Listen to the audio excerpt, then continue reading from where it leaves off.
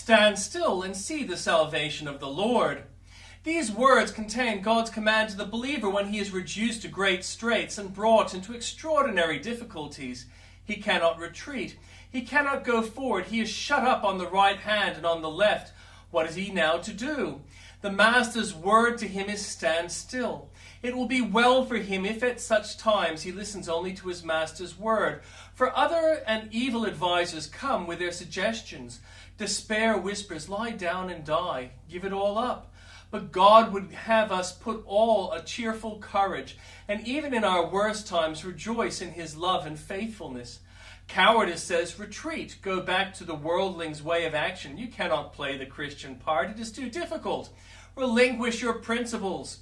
But however much Satan may urge this course upon you, you cannot follow it.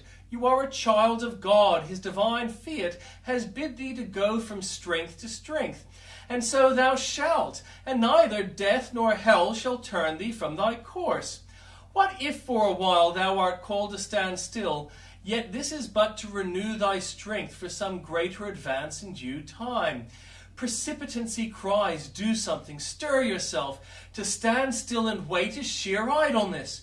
We must be doing something at once. We must do it, so we think, instead of looking to the Lord, who will not only do something, but will do everything. Presumption boasts, if the sea be before you, march into it and expect a miracle.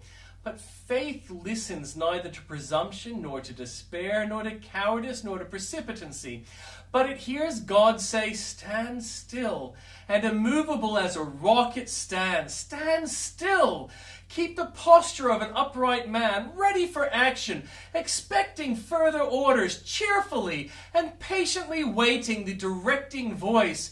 And it will not be long ere God shall say to you, as distinctly as Moses said it to the people of Israel, go forward.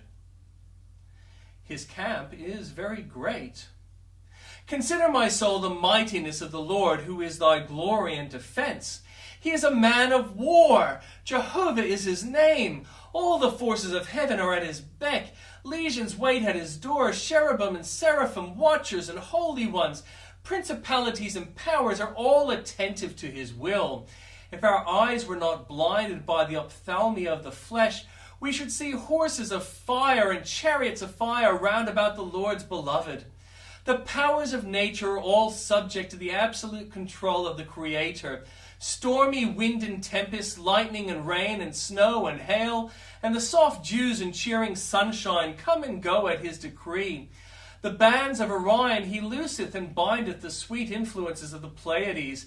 Earth, sea, and air, and the places under the earth are the barrack of Jehovah's great armies. Space is his camping ground, light is his banner, and flaming is his sword. When he goes forth to war, famine ravages the land, pestilence smites the nations. Hurricanes sweep the seas, tornadoes shake the mountains, and earthquake makes the solid world to tremble. As for animate creatures, they all own his dominion. And from the great fish which swallowed the prophet down to all manner of flies which plague the field of Zoan, all are his servants. And like the palmer worm, the caterpillar, the cankerworm are squadrons of his great army. For his camp is very great. My soul, see to it that thou be at peace with this mighty king. Yea, more, be sure to enlist under his banner. For to war against him is madness, and to serve him is glory. Jesus, Emmanuel, God with us, is ready to receive recruits for the army of the Lord.